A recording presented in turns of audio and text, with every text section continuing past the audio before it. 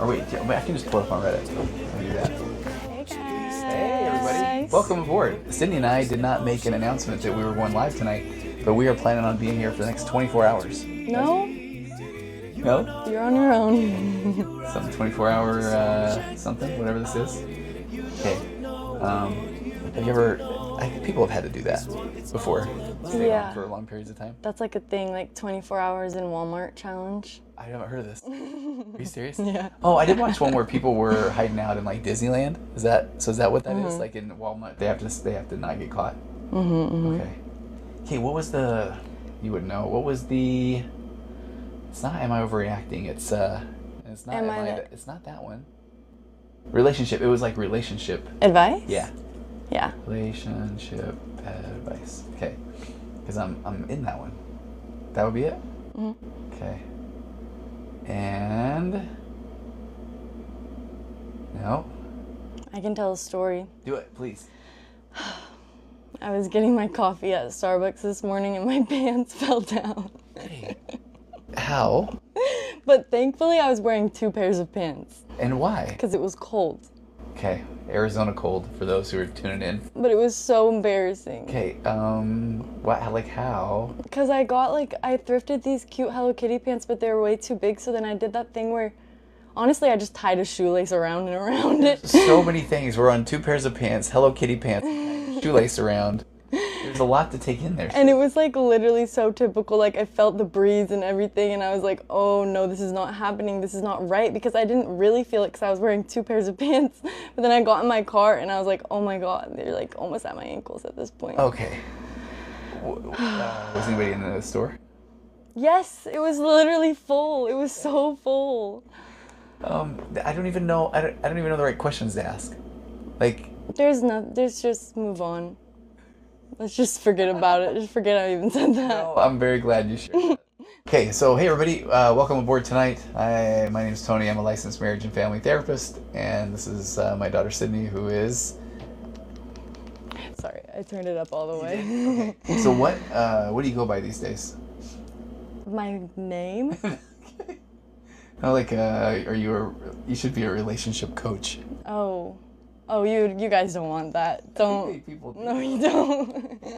Okay, I can't find. Let me pull up my photos. I took screenshots. Could I even be a relationship coach if I haven't been in a relationship since high school? Okay, this is funny though that you bring this up, because I am very aware of therapists who haven't done the things that they're talking about. Well, actually, I was even being a little more immature there. So if you got a therapist there was a really great therapist I worked with at a place one time, and she had never been married, but she would do couples therapy, which is interesting, because if you're a couples therapist, would you want to go to somebody that hasn't been married?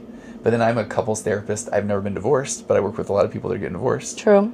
And I've never been a female, but I work with a lot of women who are navigating relationships with emotionally immature men. So that's so yeah, you could be a relationship coach. No. And what's crazy is the coaching world. So as a licensed therapist, I had to go to school and get my master's in counseling, and then I had to do an internship and get 3,000 hours under a clinical supervisor and sit for licensing exams. And as a coach, technically, you can go on a site like Udemy and buy a coaching course certification for like $20. I'll do it right now. You could, yeah. So why not, right? So that's the difference. But I mean, I think there's amazing coaches out there too, though. What has happened for a guy to be emotionally immature as an adult, like in his childhood? Yeah. Okay, great question.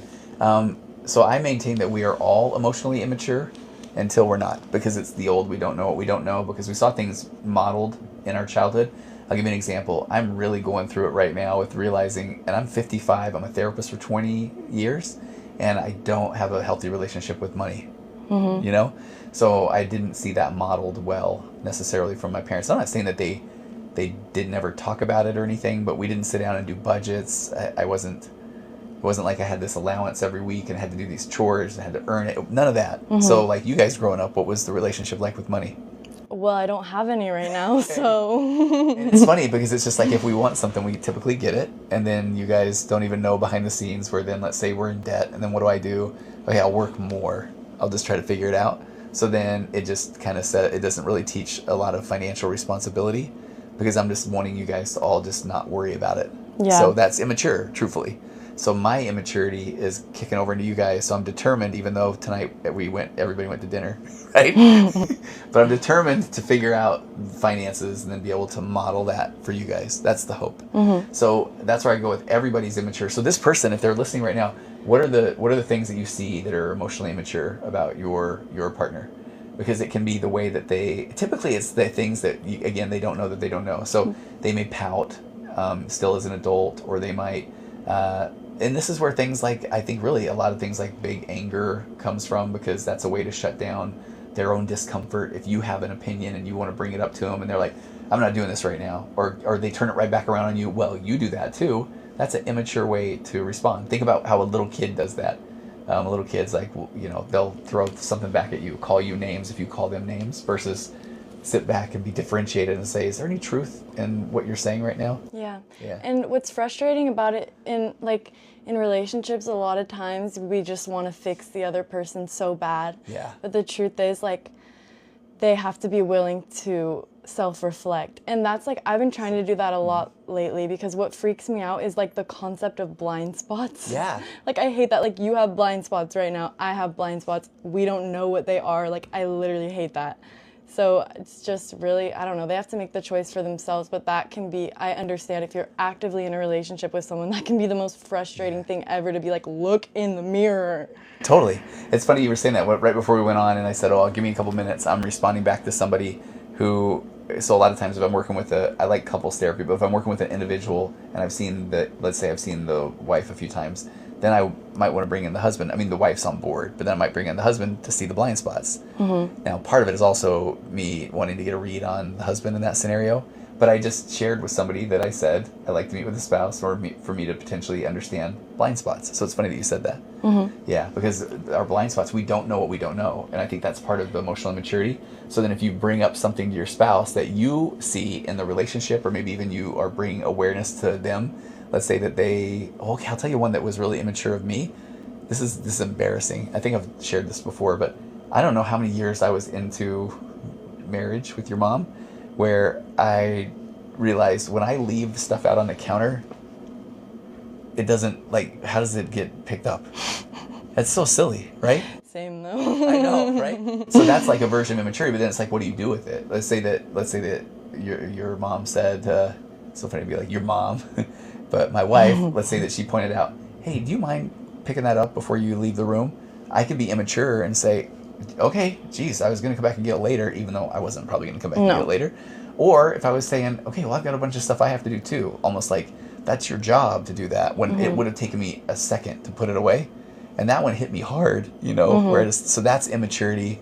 And then either I realize it on my own, or if somebody brings it to my awareness. Yeah, and you have to be willing to be wrong. Like, we're all wrong so often. That's really good. And it's just uncomfortable to be wrong, but really, like, it's good to be wrong, because then you can be right next time. Yeah, there's another chance, right?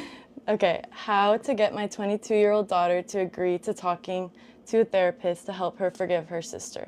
Oh, I would. I wish I had more context on here, but honestly, there's how would it work for you? You just we figured out somewhere between 22 and 24. We were celebrating your birthday today, even though it's not exactly your birthday. You're 23.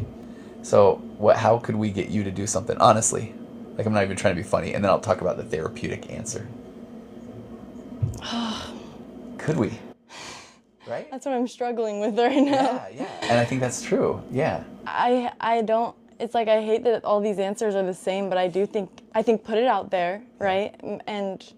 But don't try to force anything, because again, like, people just have to make these choices for themselves. And if she's not ready to forgive her sister, then I don't even know if therapy will make her ready. I don't know. You tell me. Well, you nailed it, and I wasn't even thinking about it that way. So I can appreciate, as I think the mom, is that what she said, my daughter? Or I guess a dad could have a daughter too.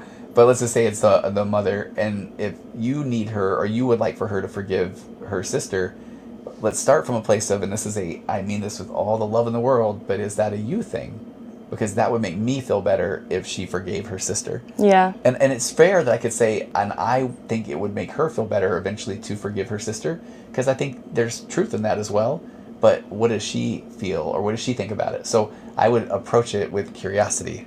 So it's hey, what would it look like for you to go to therapy? Are you interested at all? Now, the problem is most likely she's going to immediately start with the no, I'm not. And this goes back to psychological reactance, the instant negative reaction of being told what to do.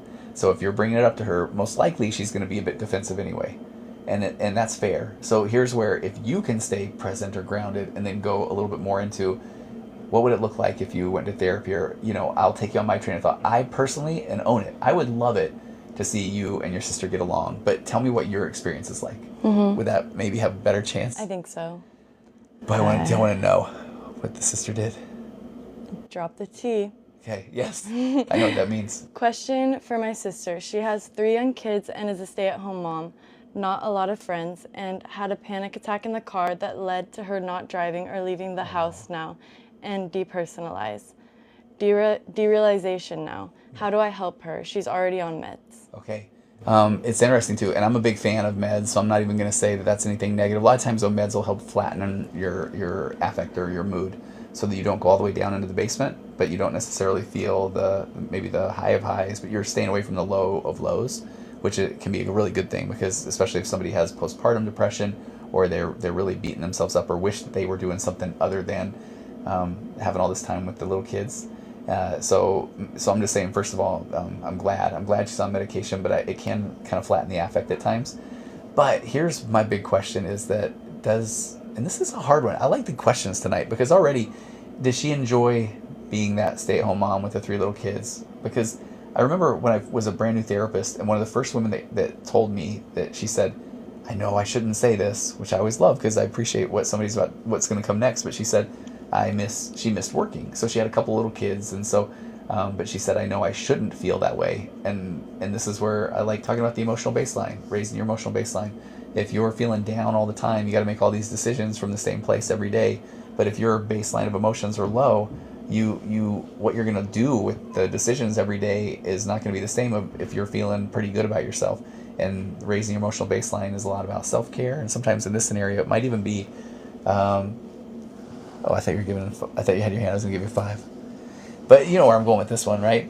That it's like, first of all, does she need help? Does she need a babysitter? Okay, that was the next part. She said she thinks she's going, thinks she's going crazy, but I think it's the overstimulation and never having a break from young kids. Thanks. So maybe, just if you have the time, like maybe just offer to... Like me personally? Go help. She needs help. Man. Get up.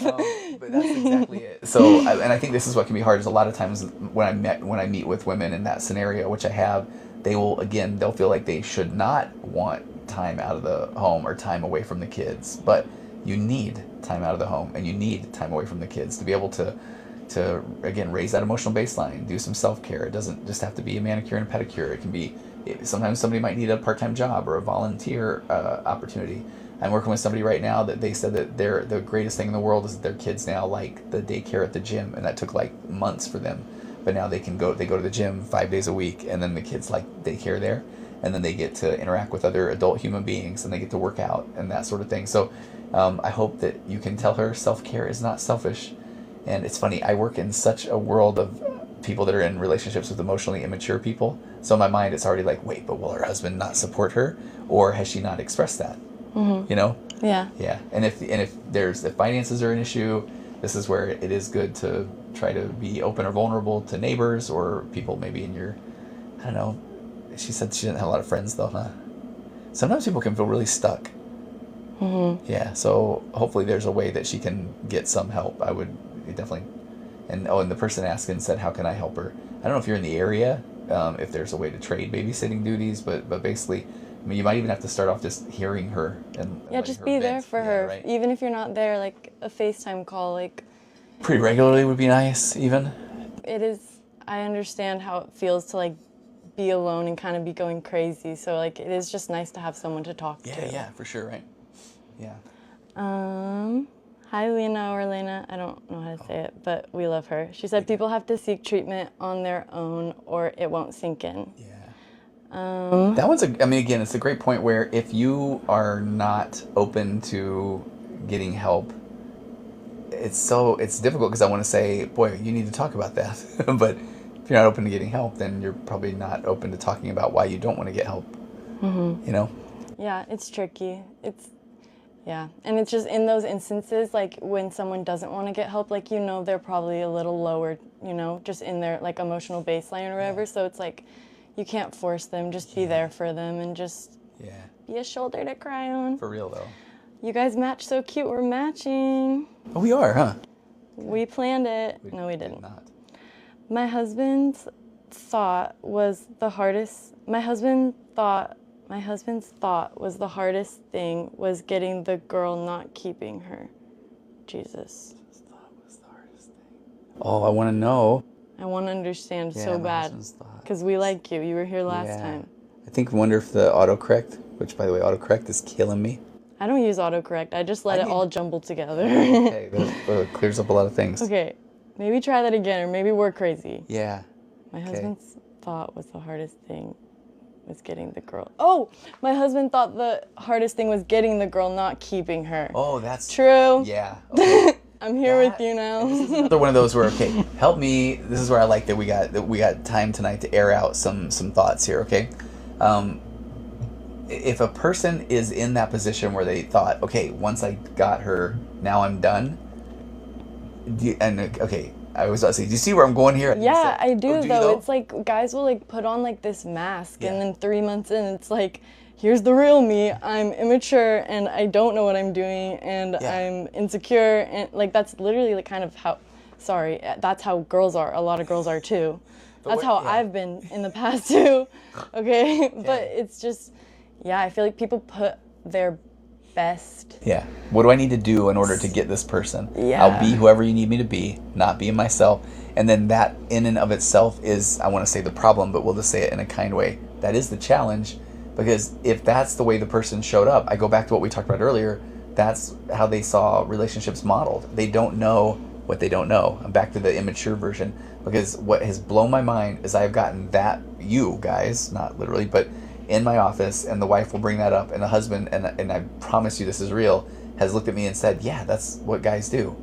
So in his mind, it is the right thing to do. In his mind, he's thinking, but that's what you do. You do whatever you can to get her. It's almost like that shows like he's doing something right. And that I remember the very first guy. I remember exactly sitting in my office and having the guy look at me and say, yeah, can you tell her that's like, I did it? It's like, I got her. All done. All done. Check the box. And now I can relax. A relationship is constant work, and it doesn't always have to feel like work, and it's not always going to feel like work. But you should always should always be pursuing your wife, and vice versa. Like that should never end. I don't think. No, I think we were saying this in the last live. Is that every day you need to choose your spouse. And, yeah, I love that. I love that concept. Yeah, and then if you are a spouse, do you feel chosen each day? Or do you feel tolerated? Because that is not a relationship. And a lot of people do say, well, look, I'm here. And I used to think that was more of an, like, oh, okay, well, at least they're here. But if you're here, then what can you do to choose your spouse? Now, to be fair, you first have to choose yourself. This isn't like just giving of myself. Because if I don't know who I am, then I am trying to just figure out what do I need to do to get this person to love me. I do need to love myself, and then now I am actively choosing this person each day, and I think that's fair. Yeah. Mm-hmm. As a young therapist, would love to hear one thing you wish you had done differently earlier on. Hey, this is what's their name? I want to give them all the credit. Andy. Andy, ask all the questions you want, because this is such a good question. There are so many things that I realize now that you can't really skip steps on. I have a couple of amazing, wonderful interns now we call them associates now. And I wanted to just speed run them through. I like here's podcasts, and here's like try to give them as much clients as possible, and they're amazing. They are wonderful. They've been on my podcast several times, but it's like you have to get the reps in to really know what you didn't know. Because I look at it this way. I think I've worked with about 1,500 couples, which is a lot, but I've been doing this for a long time. It's not that many. But, no. Just kidding. Okay, all right. Life coach Sid. You worked with a bunch. But I look at sometimes I break it down. Like the first 500, admittedly, I didn't really know exactly what I was doing, and just people showing up into couples therapy, and you're trying to get them to communicate a little better is nice. I honestly think that the second 500, it was more of a me thing. I wanted them to leave and feel like that was a good session. I wanted to put a bow on the end of every session. I wanted them to feel like there was hope. And I thought in doing that, I was a good therapist. There's a key word there that comes out of my mouth a lot, It's all about me. And then I think the last 500 couples over the last several years is now, okay, I am here to offer the tools that I have, but it's up to them to what they do with the tools, and it will be uncomfortable. Growth comes from discomfort. I often think that couples are so afraid of tension in the relationship, or no, couples are so afraid of contention in the relationship that they avoid tension altogether.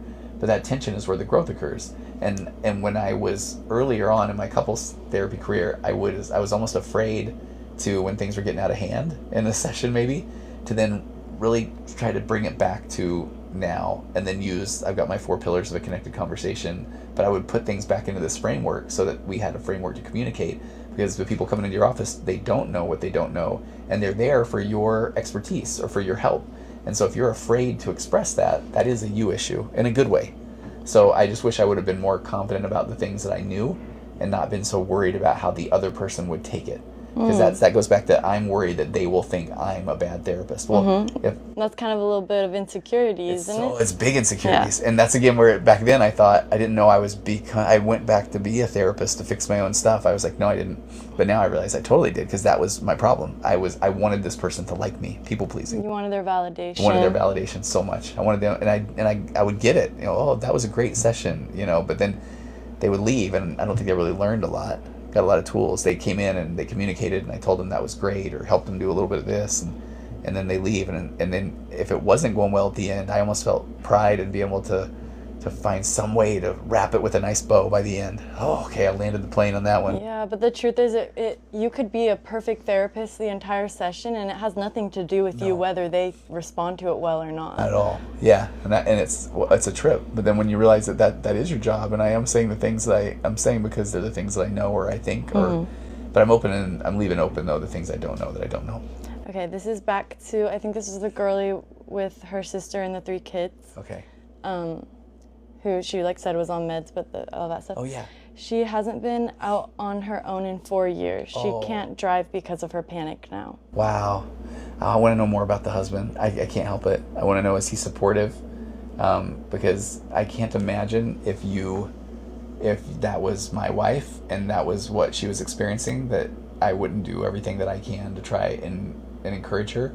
Now, if he is... Wait, what about the husband? She's a stay-at-home... Yeah, I'm just saying, okay, sorry. If he has known that she hasn't left the house in 4 years, or that she's having these panic attacks, then has he done all he can to say, okay, let's say the weekends, I got the kids, or when I get home at night, I have the kids, you go take a pottery class, go to yoga. Go get effed up. Sorry. That wasn't exactly where I went. And this is even when you have 3 siblings, so we had 4 kids. At one point you guys were all 2 years apart, so at one point they're 1, 3, 5, and 7, if I do the math right. And I would like to think that when I would get home, if your mom just even needed to go to the store or anything just to clear her head, that then it was like, of course, go, and that was my job. Or weekends, I remember us throwing pillows on the ground and throwing you guys into them. I mean, all kinds of stuff that we would do, Beanie Baby Wars, stuff like that, where she could go and do things. So that's where I don't, and again, I know I tend to go toward people that are in relationships with emotionally immature partners. So I hope, I'm curious about what her husband knows or doesn't know, or how does he help. Do you know what I mean by that? Totally. Yeah. Okay, and this is... Let me scroll back to what her old question was. Okay, this was how to get my 22-year-old daughter to agree to talking to a therapist to help her forgive her sister. And then she said, she's the mom, and then she said her sister wasn't the greatest mom, had kids taken away, but has since turned her life around. Okay, so I can understand why the mom in the scenario would like for the daughter to forgive the other daughter, because the mom sees the work that the daughter has done, who initially lost the kids. So thank you for the detail, and I appreciate this. This is one of those where I can understand that you have the best of intentions, and you would like to see your siblings have a good relationship. I would too. I think that would be healthy. And your daughter, who it sounds like went through a lot, and even if her kids were taken away, but she's in a better spot now, that takes a lot of work. So I can understand why you can see that, and I can only imagine that you want your 23-year-old daughter to understand what your older daughter has been through as well. So I want to start by saying, bless your heart, because that's very good intentions.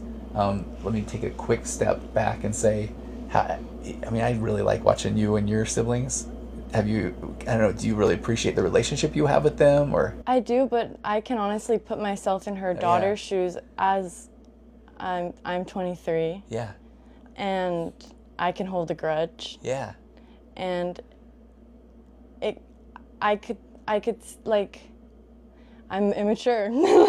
And I'm sure your daughter kind of is too. And Sure. It's like, I really just think that you just have to give her time, and her sister's actions will show for themselves. Yeah, that's a great point. And at the same time, your daughter, she'll become more emotionally mature as she gets older. But I totally understand, like, I need to go to therapy, dude. Like, but it's hard and it's weird when you're young, you know? Yeah. It's like, it's hard to put your foot down. So I don't know, I can empathize with that. I really like this, Sid, because then I would say to the mom, and I know this is something that I try to do even with my own kids, is so I may want them to do something, but just recognize that is a you issue in a good kind of way. And so can I set that aside and just continue to develop the relationship with your 23-year-old and make sure that you're not inserting things about, man, I really wish you would just give your sister a chance, or I wish you would really see. But like what Sid's saying is, hopefully the older sister, that her actions will continue to be consistent, and so it will just, it will either, I don't know, I don't want to say it will shine through, but if it will happen, it's going to happen organically, maybe. Yeah, and you can't force it. You can't force anything for anybody else. Yeah, if anything, people push I back taught more. you that. Yeah. Wait, in what way? By doing the opposite of everything that you told me to do as a child. Fair point. And also remember that it's a kid, no matter what their age is, for a while, it's their job to differentiate from the parent. And that's what's so difficult, is that often as parents we try to hang on to the kid, and that is really an us issue. And I get it, because I don't want you guys to ever leave. I want you to always be hanging out with me, you know? Mm-hmm. So that's hard, but if I make you feel bad about it, then that's not going to build a relationship between you and me, right? Yeah. Yeah. Okay. Okay, wait, I'm going to see if this person said something earlier, because I'm confused. Okay, and then I found There's a lot of questions. Oh, okay, we'll just stay in the questions then, that's good. I can't find a question from earlier, but it says he is stubborn and won't get the autism test done. I'm going to scroll up. Okay. But that may be it. Okay, what was it? Who is he? I can start talking. It just said he is stubborn and he won't get the autism test done. Okay. I want to make a joke. Are they talking about you? Just kidding. No, that was not the joke I was choosing to make right there. If you have anything, please elaborate. Okay. I'm confused. Well, on the person? Yeah. Yeah. My assumption is, let's just say it's their husband, and she thinks he's autistic, and then what's so difficult about this is, why would you not want more information? So if my wife came to me and said, Tony, I think you're autistic, then, and I'm sure I wouldn't have said this a long time ago, but now I would say, well, tell me more. Again, back to blind spots. Mm-hmm. What are you seeing? Like, help me see my blind spots. And if that's the case, then okay, yeah, I'll check that out, because I care about you, my wife. Mm-hmm. But I guess I'm seriously saying that after 34 years of marriage, and I'm 55 years old, so maybe even a few years ago, I would have said, oh yeah, well, you're autistic. You know, I've been very mature about that, right? Mm-hmm. Yeah, which is probably not the best way to go. Okay. I do have a ghost story update, but we're going to save it for the end. I have a list on my phone. I am being harassed. Just kidding, not literally. It's very mild, but like a lot of weird stuff has been happening. Today, your brother Jake and his girlfriend Taylor got in, right? And you were in the shower, the bathroom, or something, and you came out and said, "Who knocked on the door?" There was a knock. And we were all It around. was a cute, friendly little knock. It wasn't like dun dun dun. It was like. It was the middle of the day. We're all home. But it was a knock, and there was nobody there. But anyways. There's more than that. Stay tuned. Okay, good. I'm single because I'm scared of things not working out, and my narcissistic parents will bully me. Boy. F your parents. Your turn. Does that mean forgive them? No. Okay. That one's tough though. Said the first part that she's worried about things not working out. Yeah, I'm single because I'm scared of things not working out, and my narcissistic parents will bully me. Maybe that's because maybe you didn't see a good relationship modeled growing up, clearly, if you have narcissistic parents. So Yeah, and look at this projection. The bullying is, oh, you think you're gonna find somebody, or oh yeah, he's nothing special, or because that's their immaturity right there. and that's life. Yeah. You're gonna date so many people before you find the right person, and that doesn't have anything to do with you. That's literally just dating. Yeah. So do it. Well, here's the hard But I part get too. If I just give the what takes several sessions to get to and individual therapy advice right now without knowing more, is there has to be an acceptance that things might not work out, or else I'm always going to be afraid about things not working out, and I'm going to always be looking at is this what's gonna end it eventually? Or even worse, you're going to settle for someone who is not your person, and you're going to be miserable. Yeah, you're going to try to play it safe, and just know that what I mean by that with the acceptance thing is acceptance doesn't mean that you are giving up. It just means that if I accept it, and I like giving this example often, if somebody is saying, I don't ever want to feel anxious, well then they're going to avoid everything that would cause anxiety. So then anxiety is actually still going to be the main thing that is preventing them from having a rich, meaningful life. But if they accept the fact that I will feel anxious, then they can also go and feel all the other human emotions. They can go feel joy and happiness and fear, but then, and I'm also noticing I'm anxious. So if you carry that through, if I accept the fact that things may not go right in a relationship, then I can still experience things in the relationship. So then the fear that the relationship will end is not the thing that now is the elephant in the room. Does that make sense? Yeah, bring the fear with you. Like, it's totally normal to feel the fear. Like, I get so anxious before I go on dates, and the old me was like, I'm confident, I'm literally not anxious, I'm not even anxious, I'm not anxious, stop shaking, my hands are sweating, you know what I mean? It's like, no, I know that the next time I go on a date, I'm going to be anxious, but I also don't have to resonate with the anxiousness at the same time. Like, it may be throughout my entire body, but it doesn't have to control me anymore. And okay, and I'm gonna make it about me here for a second, but I am dealing with some neck issues that I am literally gonna have surgery for in 3 weeks, and the pain is constant. I even just put this pillow under my arm because my arm is starting to hurt me right now, and it is the wildest thing to try to practice what I preach. So we are here. And if I could have just said, Sid, I don't really feel like it, and I could have been at home, and I could have had the ice pack on, and I could have just wanted to go to sleep so bad, and because I didn't want to feel the pain. But instead, I'm having to practice this and say, okay, I'm going to feel arm pain, and we're going to crack funny jokes, and we're going to help people and answer questions, and we're going to get some content out, and my arm is hurting currently, right? Yeah. And honestly, I'm glad I haven't found my soulmate yet, because I've learned so much more about myself in all of the failed relationships. That's so true. So much about myself from not connecting with people. It's not a bad thing for something not to work out, because you grow from that. I believe it was the great Eminem that said, back to the lab again, yo. I always think that in my head. But I really do think that when people can go and date, and I work with a lot of people that go through, that get divorced, or that get out of long-term relationships, and then they say, I don't ever want to date again, and my picker's broken, and all these sort of things. But the ultimate goal is trying to get them back, and I do call it the lab.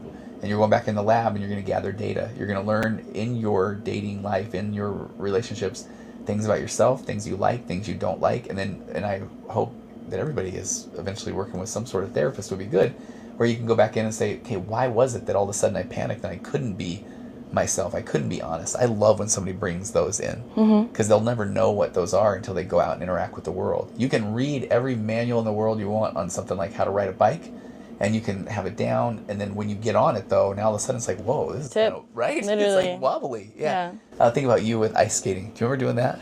Now that you bring it up. I mean, you did that for a while, and I remember when you did it, I thought, she's never gonna get this down, and then you really, whoa, my bad. And it's funny because I played a lot of ice hockey games on the Nintendo at the time, and I had watched hockey in the Olympics and stuff, and so I thought, I bet it's not that hard.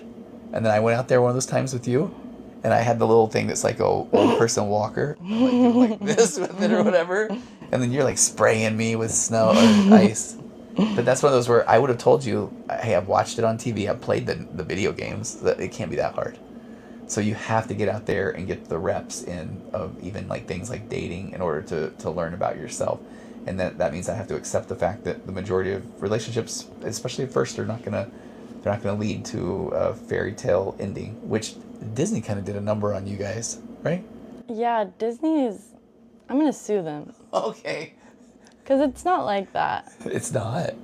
And it shouldn't be portrayed like. Well, I mean, I'm like the movies we should be showing to little girls are like real hard tragedies. You know, it's like that's not what I mean, but it is weird. For good when you're like, look, kids, most of the relationships are gonna fail. You're probably not gonna end up doing the thing that you were hoping you would do with your life, and so, good luck. Go get them. Frozen 8 with like the whole like sister love thing though. Like they needed to do more of that. They did. Okay. And by the way, guys, I'm sorry if I'm not like responding to the messages that are coming out right now. I'm just like have my finger. I'm going like question by question, so because I don't want to like miss anything. Okay. After 18 years together, wife says she pretended to be the person I wanted and not what she was. It's a long time. I went right over my head after 18 years together. Right? It's and this is a tough one. A couple. Oh, that's what we just talked about. It is. And honestly, so guy in scenario with wife saying that that's what happened.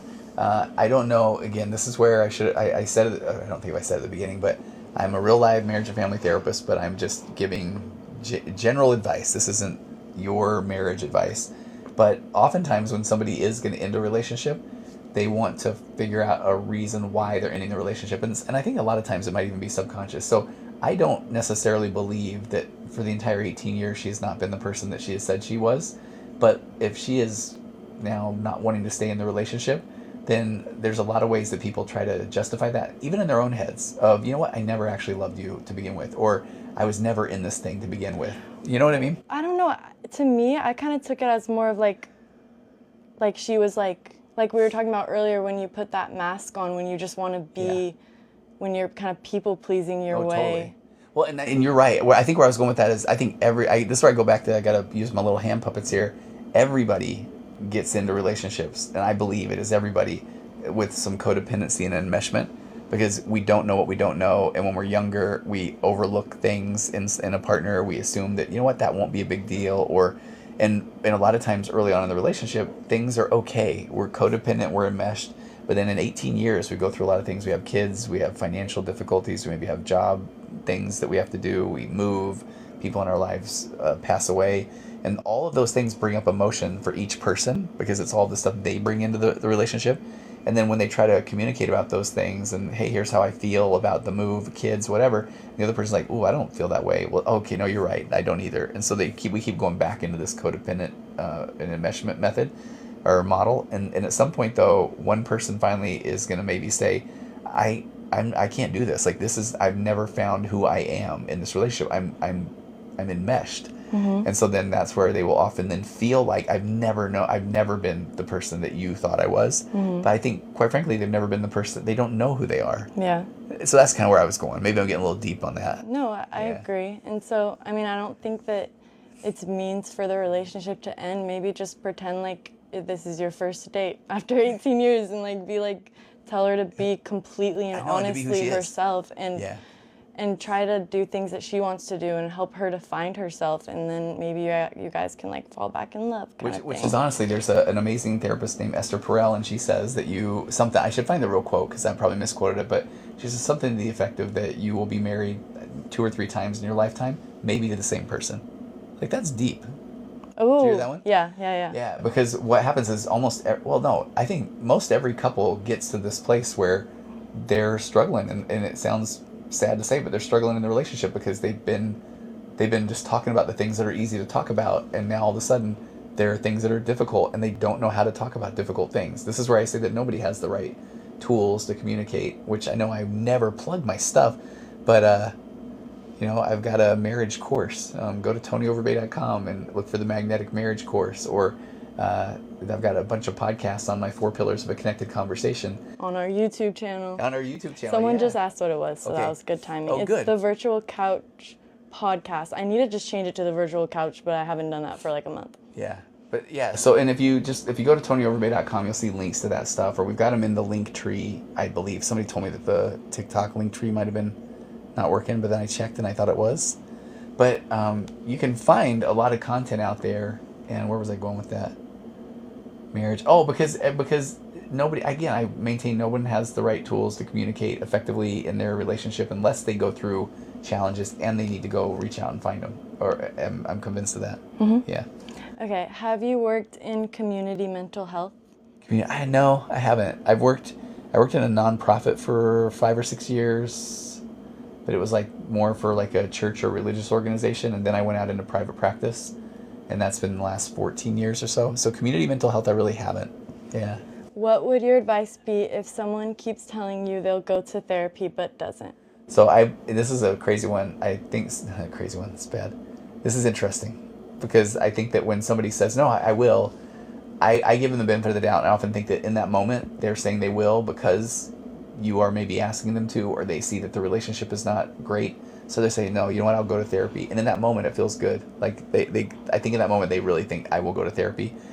But then this is where they wake up the next day, or maybe even later that night, they're like, I think I feel better now and I think they feel better because they said I will go to therapy, but then they're like, I feel better, so I think I'm okay. I don't think I really need to.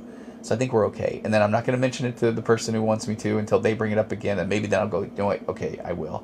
So I think we just say things to get out of our discomfort, but then we don't do anything about it. Yeah, they're saying whatever they need to say to relieve your discomfort, Yeah. but they're not willing to sit in their own. Ooh, that's good. So hypothetically, let's say that there was like a 23-year-old girl, and then she had said, oh yeah, I'm going to go to therapy. And then she says she's going to, but then she never does. Like, would that be an example of that? I don't know what you're talking about. Like, let's say your dad like finds like a couple therapists and stuff, and then it's like sends them to her. Next question. No, but I can relate to it. It's like I know, right? 'Cause in those I want moments- to go to therapy. I want to, but I don't know why I haven't yet. So right now, this is where I see people in my office are like, no, I'm doing it. Like, yeah, thank you. Now I get it. I'm doing it. And then I'm like, cool. And then they come back, a week or 2 weeks later. I'm like, hey, did you do that thing? And they're like, no, man, you know what? I got real busy. A lot of things happened. But now I'm going to do it. And they'll go, okay, sounds like they really mean it. Yeah. And they did that several times.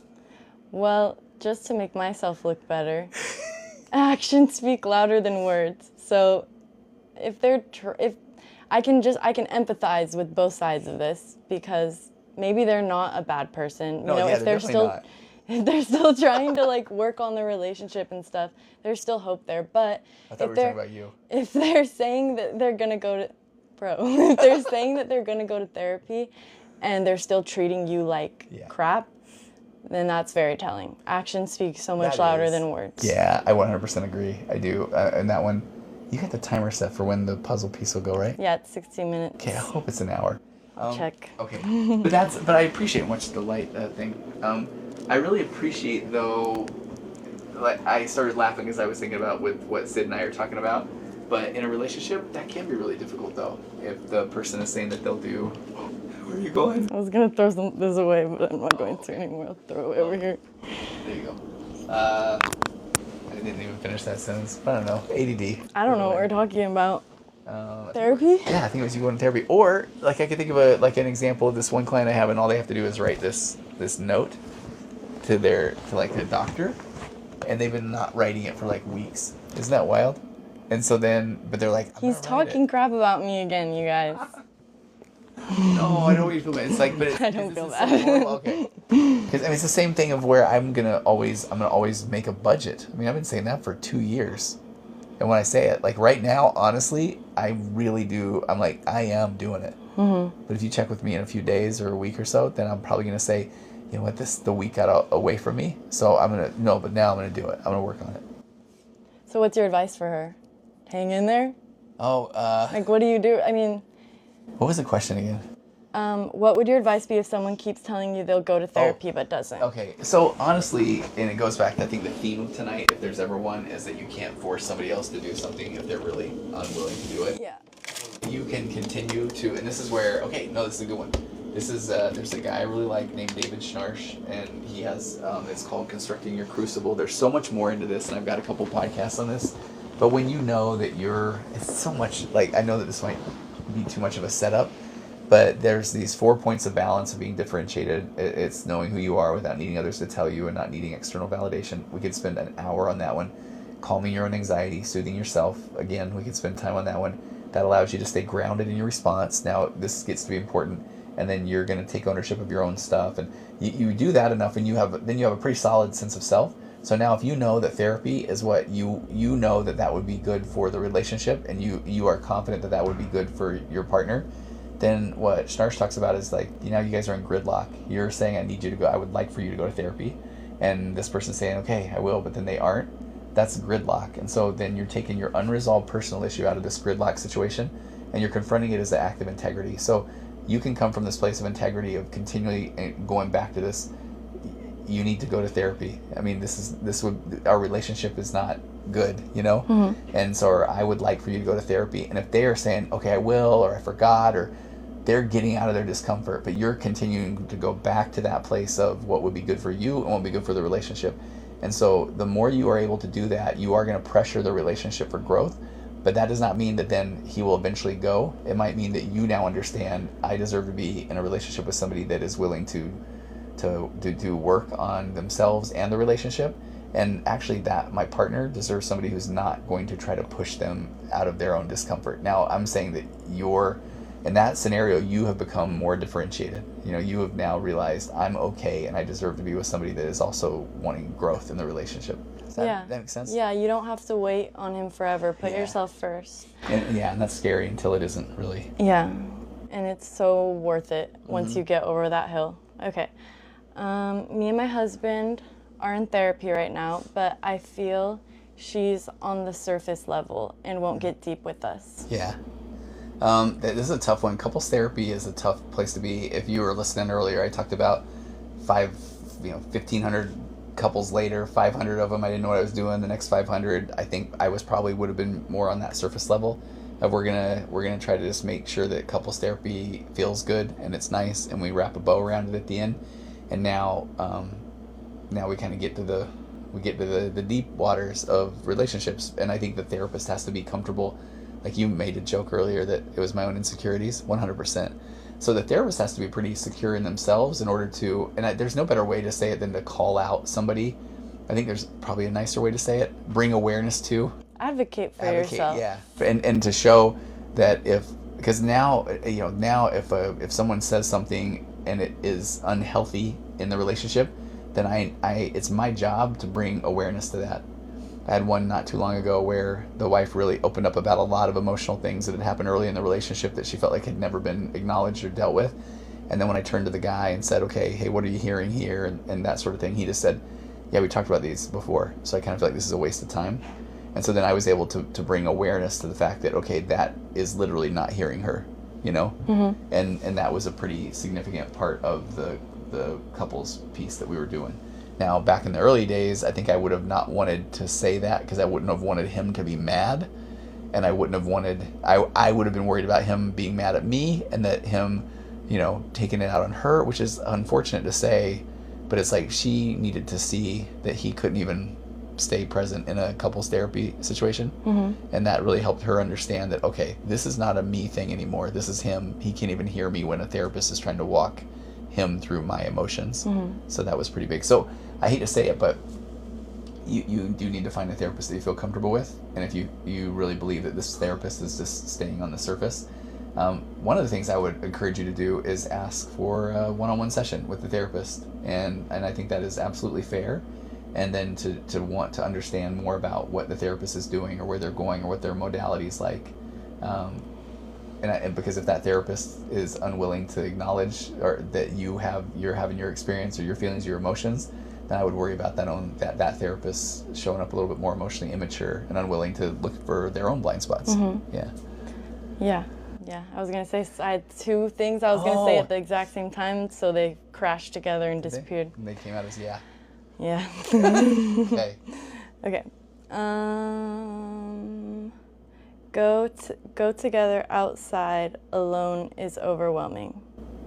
Going together outside alone is overwhelming. Go together outside alone is overwhelming. I don't know. Well, that's like one of those bad movies, and it's saying if you and I go outside together alone, it's gonna be overwhelming. And all of a sudden the phone rings. Okay, no, it didn't. Maybe they mean this is a girl who was talking about dating, and she has narcissistic parents. Oh.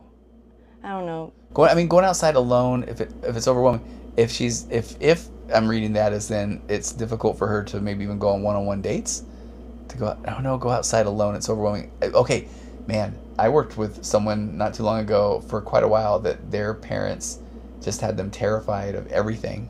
Like they would even not want to go on walks around their neighborhood and stuff because their parents had made them feel like everything is dangerous and everything is scary. Mm-hmm. So the parent had like diffused their own anxiety onto this person, and now they were anxious about everything. So I don't know if that's the case, and if so, that's one that would really help go to therapy. Yeah. Okay, and then do you remember the girl who she couldn't drive because she's had like panic, and you're asking about her husband? Yeah. She's a single mom.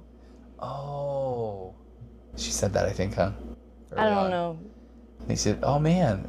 But now what do we do? She needs help. She needs help. And that's hard work. That's hard. And here's where I got to own the fact that, when somebody earlier said, "Have I ever worked in community mental health?" and I haven't. That's not typically a population of somebody that I'm working with because, well, I'll tell you why. Because that she's not coming to therapy because she feels overwhelmed. Mm-hmm. So, this one's hard.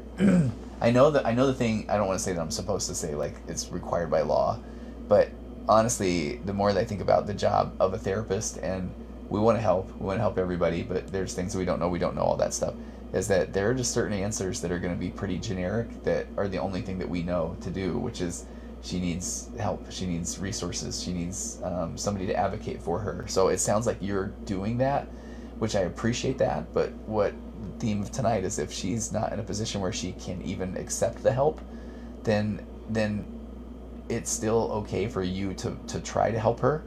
And then hopefully if she isn't able to take the help, that she at least feels a little bit more seen, a little bit more understood.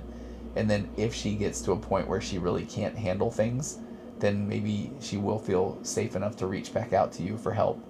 But it's hard because like this is the whole concept around interventions and things like that, where people will try to like do a big intervention for somebody, and then that person, I don't even know what the percentages are, but I don't think they're very high if the person actually goes through with the things that everybody was intervening for, mm-hmm. like trying to get somebody off. Can you say DRUGSs or will we get shadow banned here? Don't say it. Okay. Somebody off substances, or somebody like this, if they're, hey, we gave you resources, we did all this sort of stuff, but then if that person still feels emotionally overwhelmed in life, then will they be able to take advantage of those resources? And at some point, it will just feel good for you to have done everything that you can do, but that person still has to do something with the help you're trying to give them. Mm-hmm. That's sad. That is really hard. Yeah. And two, okay, if you're able to get her to listen to this and show how much you care when you post it on YouTube in a few days or something, and that person is now listening, mother who is feeling overwhelmed, first of all, I can't even imagine, how could you not feel overwhelmed and feel like depressed and not want to leave the house if you're doing this by yourself and you have 3 little kids, because that is overwhelming. It's sometimes I want to say that it's almost like if you didn't feel overwhelmed, that would actually be pretty wild, Yeah. But then just know that you can Google low-cost counseling near me, and you can get with somebody who is on a sliding scale, especially post-COVID. You can probably find somebody that would do telehealth with you, and just talk to somebody. And there are often case managers associated with a lot of the like community mental health or low-cost counseling centers, where you might have a case manager who is able to put you in touch with services. And I know that there are resources out there for single moms where it might be getting food brought in, or it could be people that can help with child care or that sort of thing. But there is help, and when you're feeling emotionally overwhelmed, it can feel like I don't even know where to start.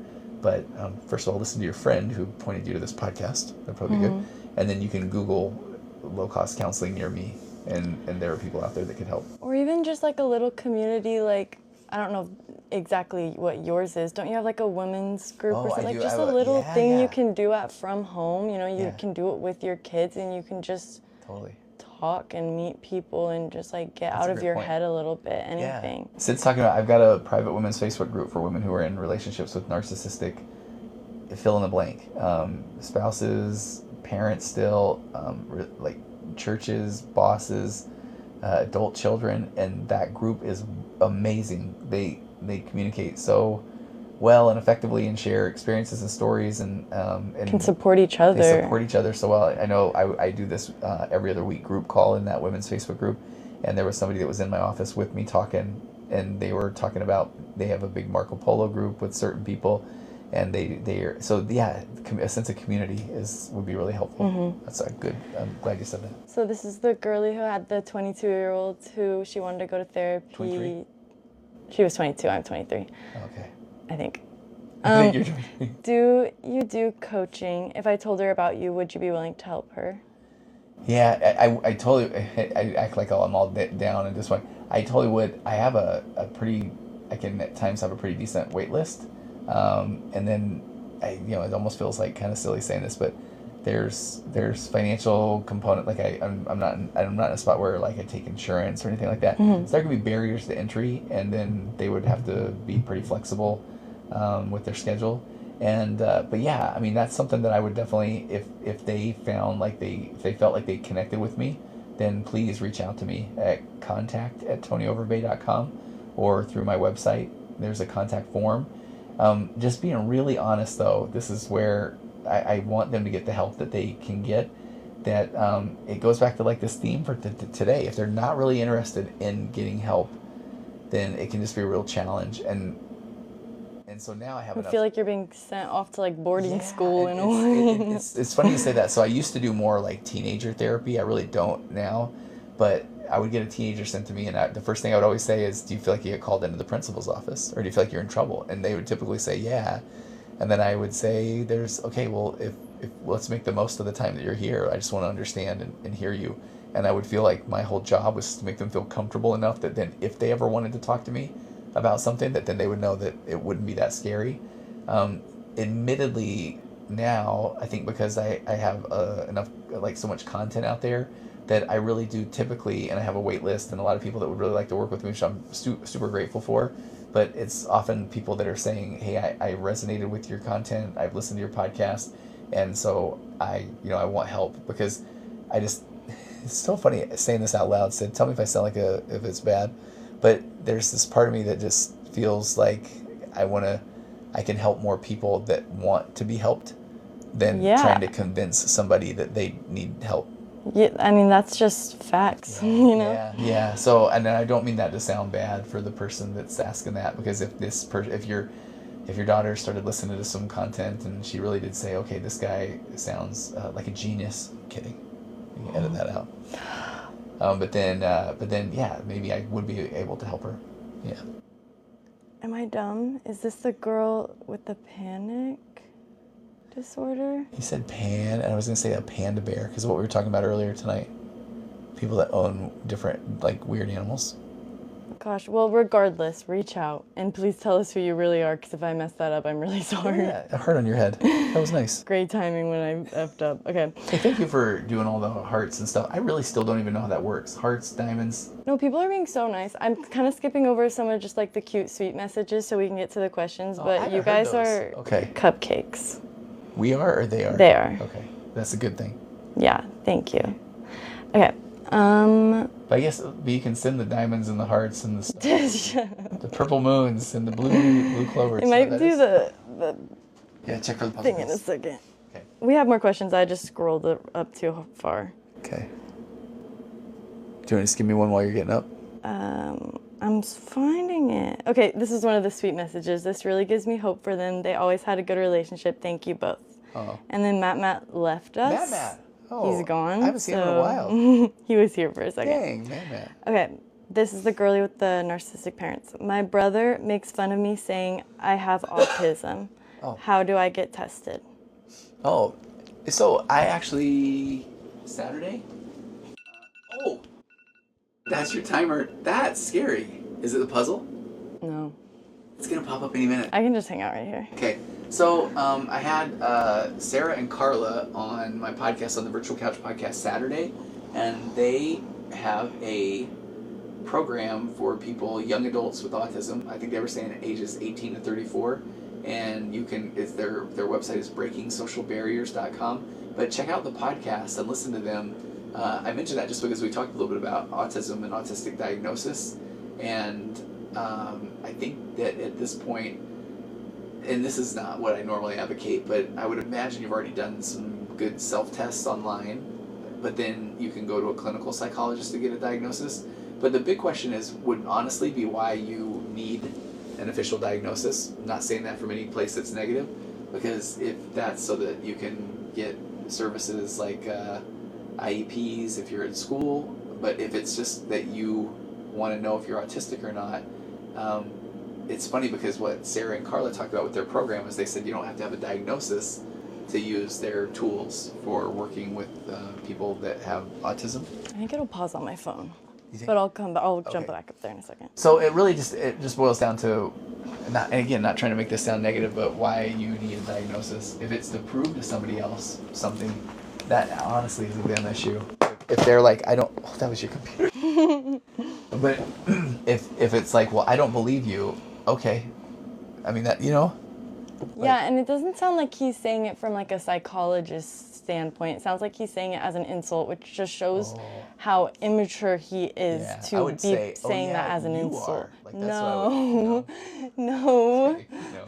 Yeah, no, that's what I'm saying. I'm saying like you wouldn't say that, right? Because it's not a bad thing at all if you do. It shouldn't be taken as a joke, but if you do feel like you have that, then it could be validating for you, I guess. And I said this on that podcast, and I think the one that you're listening to, that if there's talk about, which there is talk about ADHD possibly being lumped on that autism spectrum. I thought it was. It's not. I looked at it, but I'm in. I don't care. And if somebody's like, oh, well, then you're autistic, okay, period. Again. It's literally just a different way that your brain works. It is, yeah. And so. Okay. What about, this is the girlie from earlier, that's a really hard name to recognize, but she said, what about going to your husband and saying, I think you might have narcissistic behaviors? That doesn't work. And I'm just being really honest that you never tell the narcissist that they are narcissistic, and that's really difficult. So, I mean, I've seen that work pretty much 0% of the time, I'm afraid to say.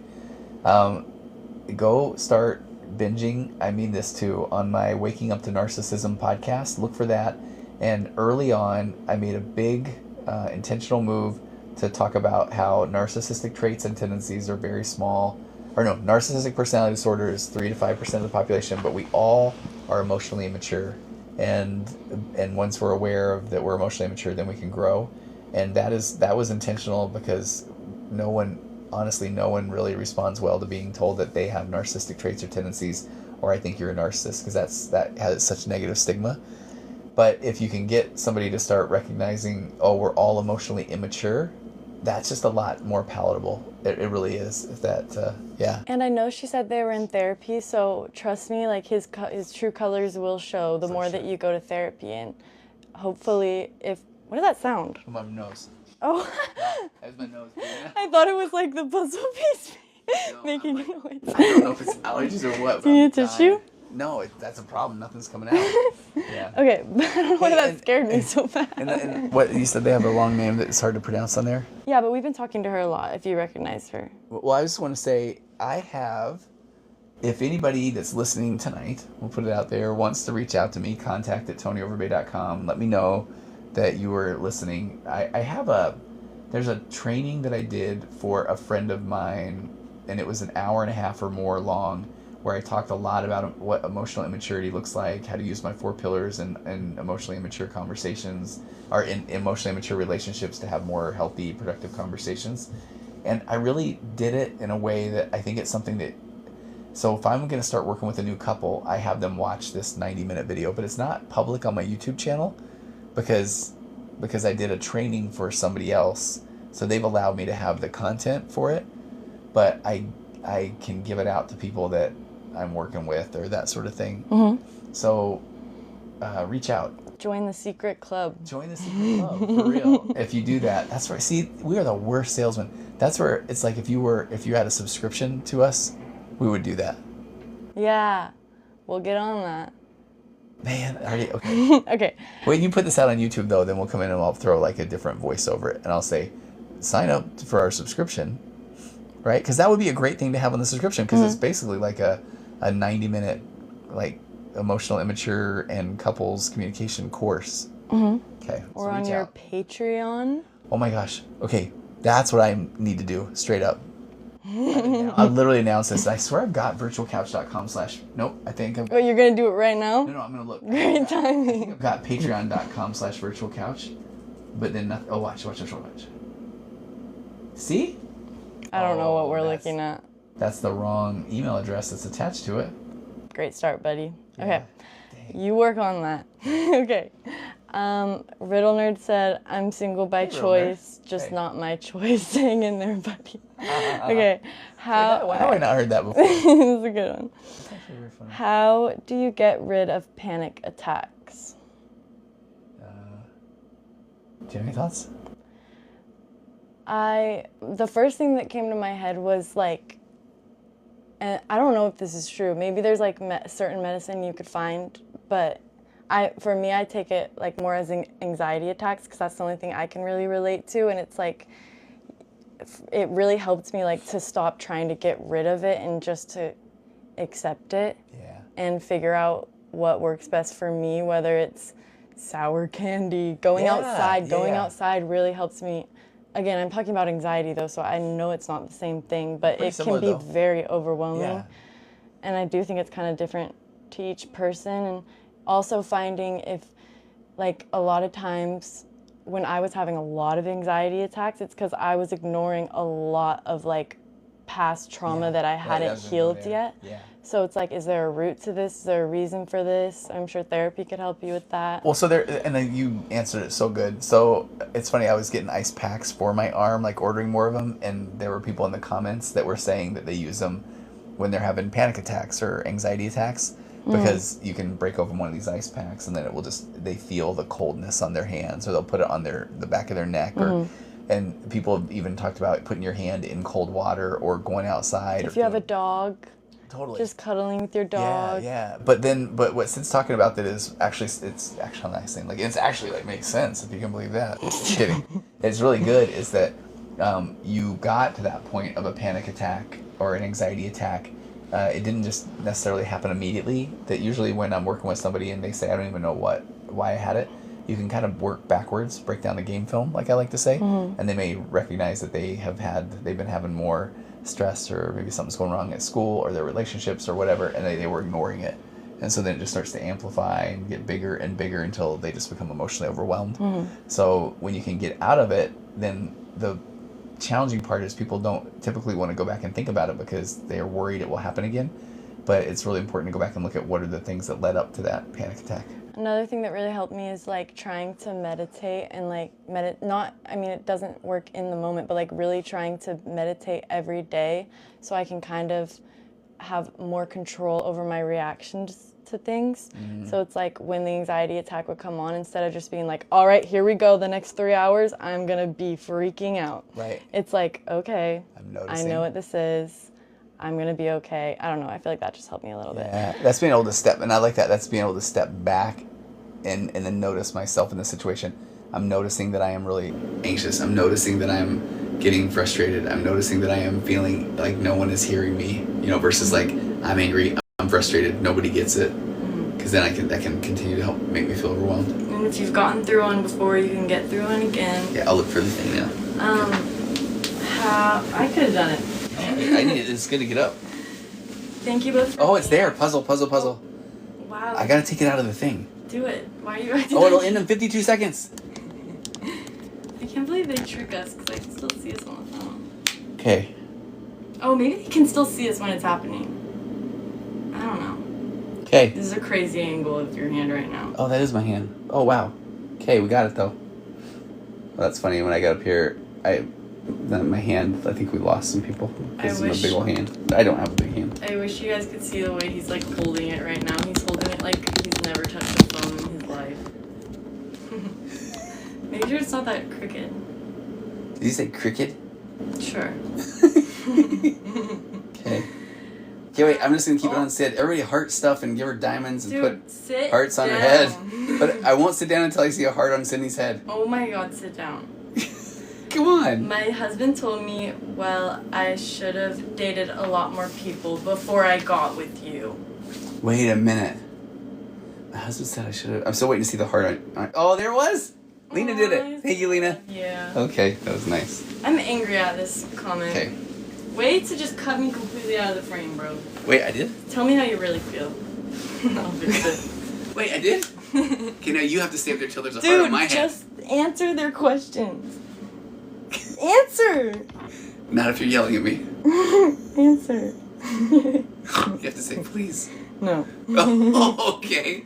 Okay, wait, go back to the question. My husband told me, well, I should have dated a lot more people before I got with you. Okay, so we started off the night talking about emotionally immature people. What is the point of that? That is a dig. That is a way for him to. He's literally like passing off his immaturity, his anxiety, his discomfort. He's diffusing it into the relationship and wanting you to pick it up, so that you then either get offended, which I don't blame you, or then you shut down, or because at that point he doesn't have to self-reflect. So one of the best things you can do in a situation like that is to say, well, tell me more about that. Like, why is that important? And one of my favorites is when you know you're okay, and again, if I love myself, then I can love you, but I'm not trying to figure out a way to love you. Or if you love me, it's like, no, I'm good. So then, hey, tell me what you meant by that. Like, what were you hoping that would happen with that comment? There's nothing that diffuses something like that more. He's acting like a high schooler. It's giving he's not ready to be in a relationship or not deserving of you. Yeah. But you see, though, imagine, though, that if somebody says that to you and you're like, that's a them issue. Like, okay, great. Oh, totally. Has like, nothing okay, to sure, do with her. go find your time machine and date a whole bunch of other people, so you'll still see that I'm like pretty freaking awesome. And if you don't, then stay in that alternate universe and be with one of them. Like, I'm not gonna beg you to like me. Never. You should never, ever. I'm sorry though that you have to deal with that, honestly. And this is one where it's just it does make me. This is the stuff I don't think I get very fired up very often. But what I wanted to say to the guy, I just wanted to like watch this right now and say, what on earth are you trying to do with a comment like that? Literally. And then if the goal, I think, as a husband is to provide emotional safety, emotional support, emotional consistency, emotional maturity, and not to act like a little baby of a kid, so that then your wife will feel bad and then come like, oh, I'm so sorry, I want to, what? Literally what? Yeah. What? I don't understand. So please go find the YouTube of this after we post it, and will you have him watch this, please? And then what can he reply back to me with? Well, she needed, I don't know what. Go get your time machine and go date other people. Weirdo. Yeah. Sorry. Fast slip. And it is your husband, and we're sorry. Sorry. We love you. Okay. I want to be, break this down for me. I want to be toxic and aggressive. I have no emotional skin from years of perceived helplessness. I can understand that. Okay, I can't. So years of perceived helplessness might be a situation where somebody has been in a relationship, a family dynamic, a setting where they have felt like they have been helpless, and it's because people have put them in a box of helplessness. So let's say that they've tried to do the things they want to do or express themselves, and everybody around them is like dismissing them or not hearing them or not understanding them. And I remember we were talking last week with Mackie, and I was saying I really believe that most every immature family system needs a scapegoat. Somebody that right? I would imagine this person's a scapegoat, and all of a sudden it's like their body keeps the score. They want to lash out, and they want to just like, they don't even know how to feel heard or understood. Or find their voice. Have a voice. It was taken away from them for so long. Okay, I understand. So what I want to say is just exit stage left and get out of that family dynamic, that relationship, or that system, because you may feel as if or think that will cause you to feel better, and it might for a moment, but those people are not going to all of a sudden have their aha moment, and so then it won't feel as satisfying as you hope, and this breaks my heart. Because they put you in that position because they are immature, and you're feeling this way now because you are now more mature than them. You're growing. Good point. So honestly, growing away. Yes, like good point. Because if you're feeling that way and you're okay to reach out to a couple of people like us and put that out there, I'm seeing that as something good, because it's like you deserve to be heard and understood, and we hear you and understand you as best we can. But what Sydney's saying is so good, though. You deserve to be respected, cherished, acknowledged, loved, heard, all those things, but it's not going to happen in this relationship. Okay. I have to charge my watch now. Why are people so obsessed Why are people so obsessed with only their perspective and not hearing others out? Ooh, that is so good. Do you know? Emotional immaturity? Yeah, and also, That's okay. the answer. Yeah, it is. But I love that question because I think that this is one where I've honestly, I don't know if this is an okay thing to, no, look at that, saying like, this is what I think.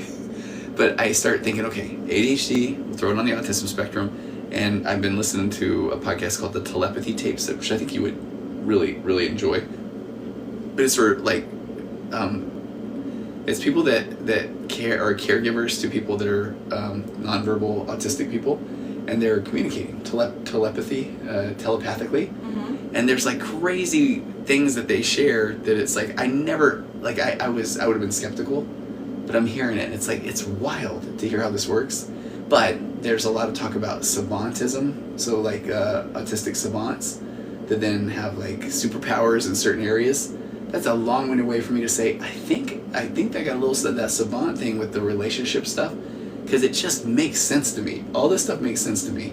So when I go back to that question, which is like their perspective and not hearing others out, because at our core, when and I think I was joking about this last week, when you exit the wound, you do not know that the wound. Ooh, please cut that one out. The womb.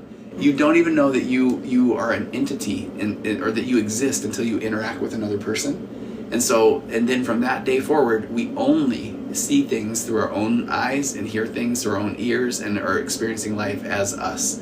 So it takes a great deal of awareness, of self-confrontation to step outside of your own ego and even try to truly understand what somebody else feels like.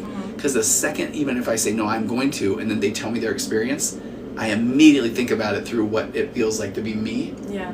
So I think at our core, there's so much work to step outside of what it feels like to be us. And so most people are not even thinking about that at all. So they're just reacting to the world from their lens, from what they're going through. Yeah. So see where I'm going No, with I that? do see what you're saying. It's like, it's kind of the clip I was editing earlier where you were saying like, it's not always with bad intentions, but a lot of people just think that everyone thinks exactly like them. And I find myself doing that, like when somebody treats me wrong, like I'm like, I always expect everyone to do what I would do. But the reality is like, we're all so different. You really just have to learn empathy, and you have to learn, like you have to choose to grow, and like some people just don't do that. Yeah, absolutely. Why is this not coming up? I'm trying to find. Okay, this is water. Sorry guys. That's water. We're so behind. We should try to answer faster. Okay. Thanks for all the questions though. You guys are the best. Sorry you have so many questions, whatever you're going through. Yeah. Okay, I'm gonna find this one thing real quick. Okay. This is. Here we go. Okay. This is for other people's thoughts and feelings have to be communicated. Other people's thoughts and feelings have to be communicated to you somehow, but your own are so immediate, urgent, and real that it's a matter of my choosing to do the work of somehow altering or getting free of my natural, hardwired default setting, which is to be deeply and literally self-centered and to see and interpret everything through this lens of self. So learning how to think really means learning how to exercise some control over how and what you think. It means being conscious and aware enough to choose what you're paying attention to and how you construct meaning from experience. So I just think that's really, really fascinating. It's from a poem. Oh no, David Foster Wallace has a poem called "This Is Water," which I won't go into the details, but if you look that up, that's where that line came from. But I just love that. It's like we're trying to communicate our thoughts to someone else, but your own are just immediate and they're urgent and they're real. And so that is how you're reacting to the world and thinking and feeling. Anyway, I think I'm repeating myself. No. Yeah. That was good. Okay.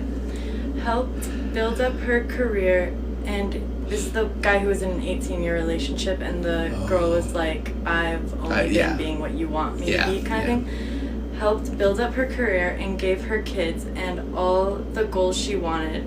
I helped her reach. And now... She's done. And now I lost my spot.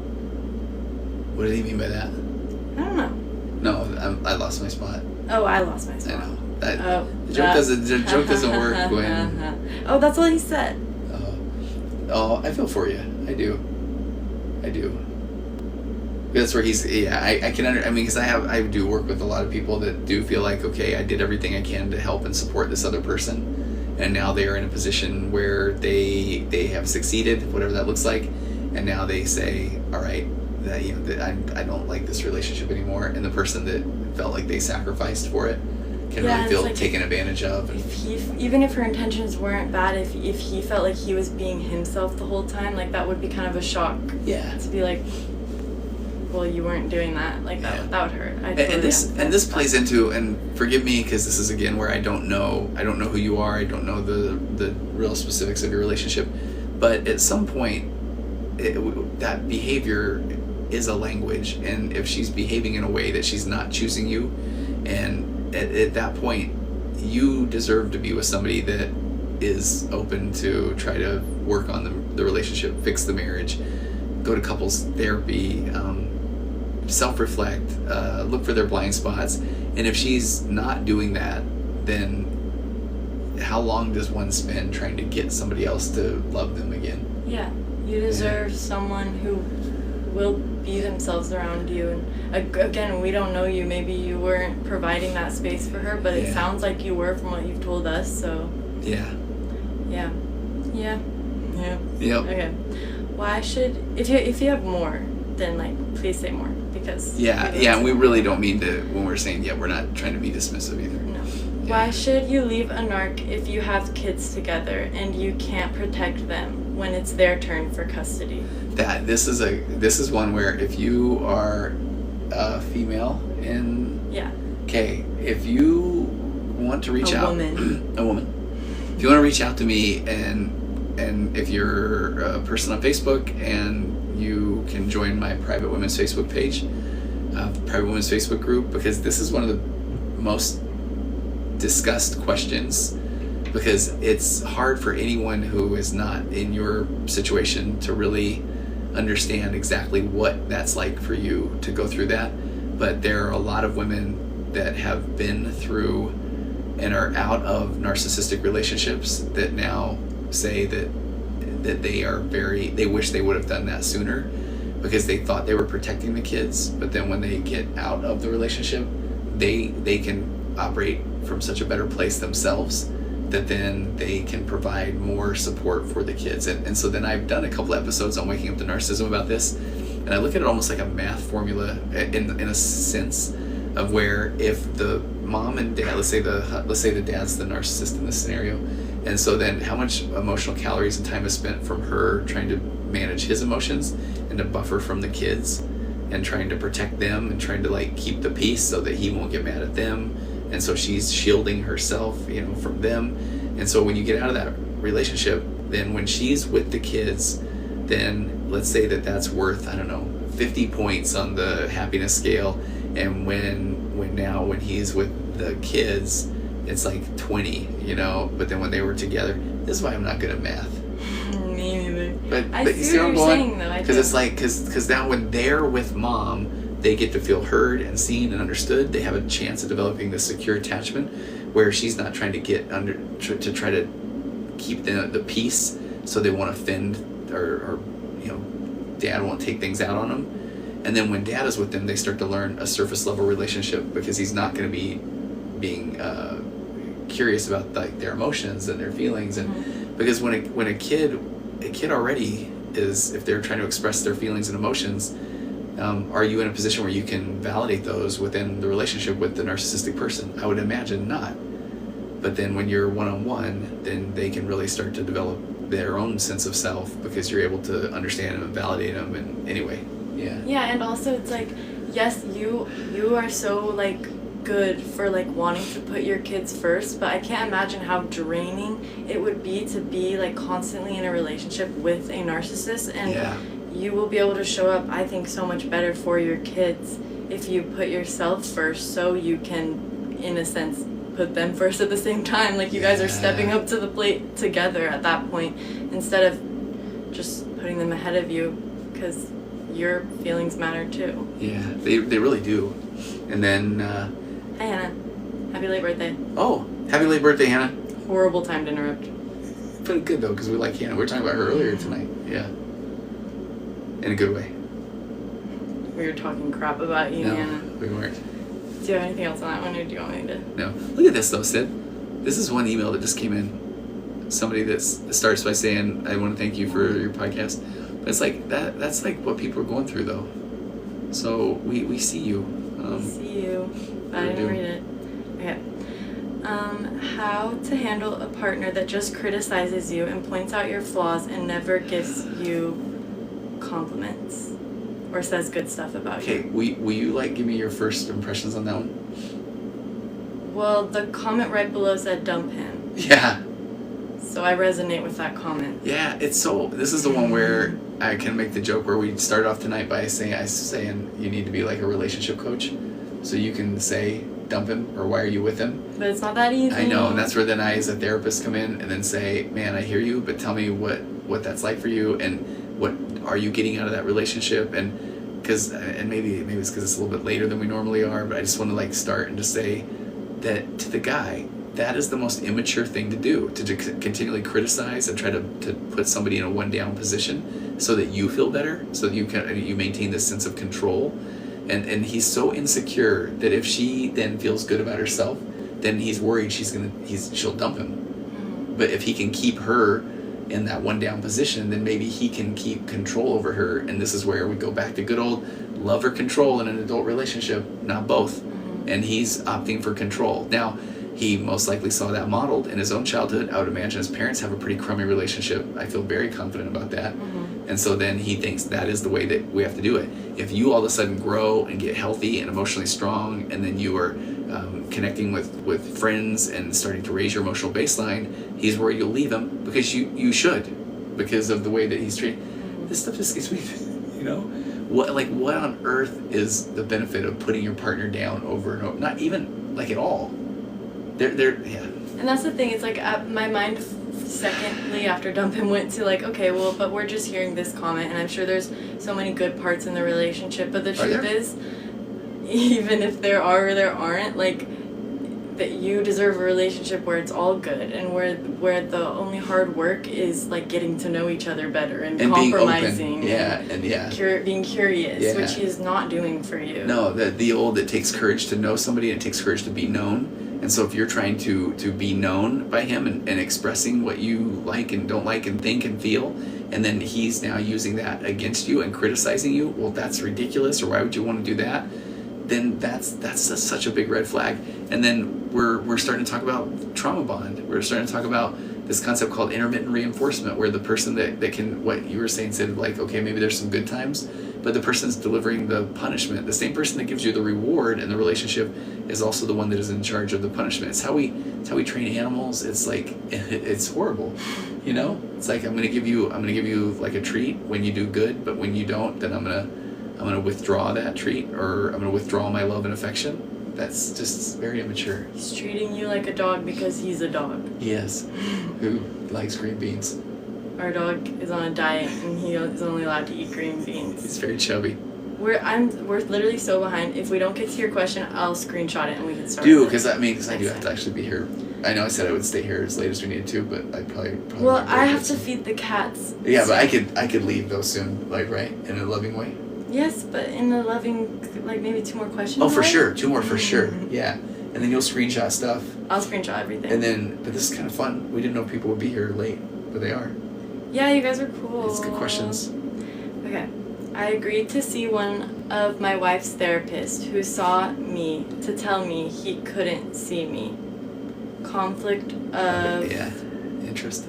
Because it was a conflict of interest. Does that make sense? Yeah. Right over my head. Okay, it's a great question. And this is where... And I it's funny, I've done a couple of episodes where I'm talking mainly to other therapists, and I completely understand where she's going with that. Because when I don't know, it's funny to say it this way. Before the last few years of doing couples therapy, just kind of the generic thing that we talk about in couples therapy is if I'm seeing the individual, then I can't see them as a couple because of this conflict of interest.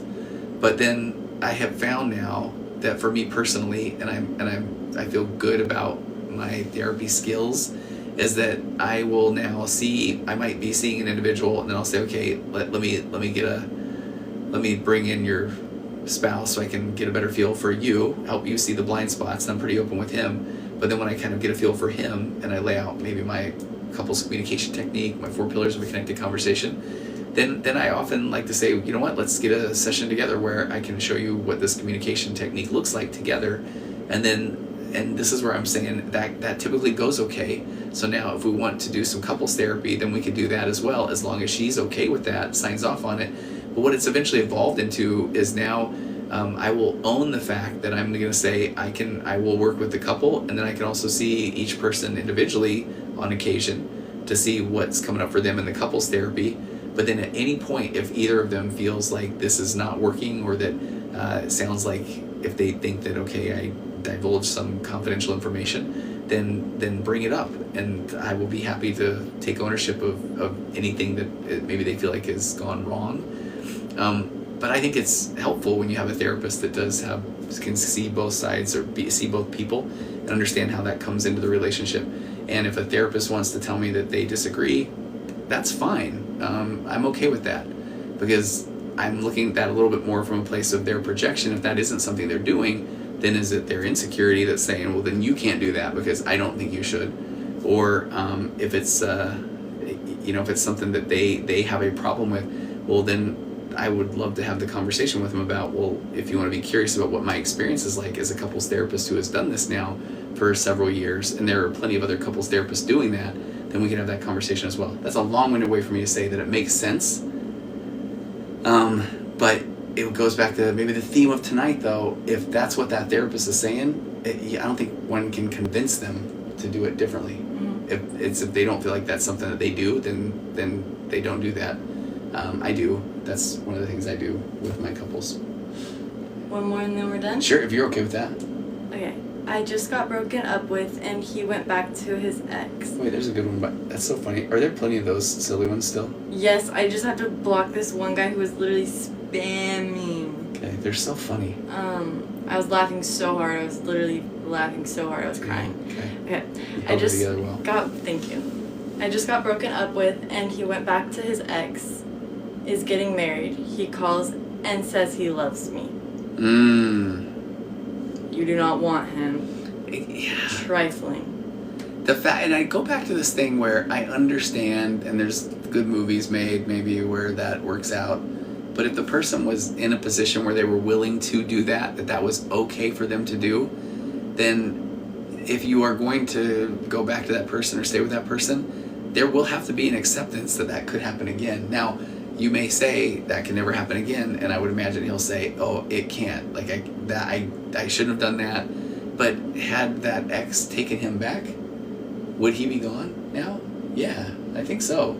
So, do you want somebody that now you feel like there's still a chance he could leave at any point? And you may say, well, that was his only ex. But I just worry that there will continually be a doubt from you, and he clearly has commitment issues too. Yeah.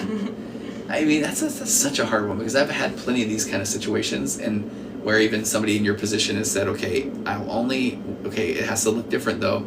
Like, we're going to go to therapy, or we're going to work on this. I mean, that might be something. And I'll be really honest too, as it goes back to what we were saying before. We could go life coach Sid that says, are you kidding me? Don't do that. Run away. And then therapist Tony, who's going to say, and I may agree with that, but you're the only one of you that knows what it feels like to be you. And I do often call these rule outs. So if your mind is telling you, okay, but I don't know, I want to try it again, then you need to try it again. Honestly, do you know what I mean by that? Yeah. Yeah. You won't because learn if not, unless you do, whether it works or whether it doesn't. Yeah. It's ultimately your life. Will grow from it. Either way. You're going through it for the first or second time, depending on your belief system. Thanks for laughing at that one. It was fake. Oh. Okay. But this is like if you are looking for permission to then never talk to him again, we give it to you. If you're looking for permission to maybe explore that again, we give that to you as well. Because if you don't do what it is that you think is the right thing to do, then you may find yourself in another relationship down the road, and that one's all of a sudden not good. And I guarantee your brain's gonna say, man, if I had only given that guy a chance. Good point. Right? Mm-hmm. Are you saying that because we're done? No, seriously. Okay. Happy birthday, Megan. Oh, who do I know, Megan? I don't know. Oh, Megan, it's her birthday. Happy birthday, Megan. This is the part where whenever anybody does that, Sydney sings a solo happy birthday song. No, I do not. I already had to sit through everyone singing happy birthday to me today, and we did. I thought that I would be better at that, but it was still so horrible. Was it? Like, just awkward? Horrible. I was just like, and then you're like filming everything. I was going to say, do you want me to show, if you reach out to me, I'll send the video to you. On your Patreon? Okay, that would be good. Right? No, it wouldn't. No one would subscribe. I think they would. They would. Thanks, everybody. This was joy. Sid's going to be gone for a few days, right? Yeah. So, Mackie and I will try to do the live next Sunday. Mm-hmm. And this will be re-uploaded. And I screenshotted the questions that we missed. And we will start with them next time. I know I lied about that earlier. Yeah. But I only lie once a day, not twice. Is that for sure? Yes. Okay. You got another hour, and we can reset it. Right? Okay, thanks everybody. What a wonderful night. Sid is gonna go hit the button, and I will leave these very powerful words. Just like hit stop before I say it. You know what happens when I'm gonna break your phone off. So check that out. You don't know what you don't know. It's what it's all about.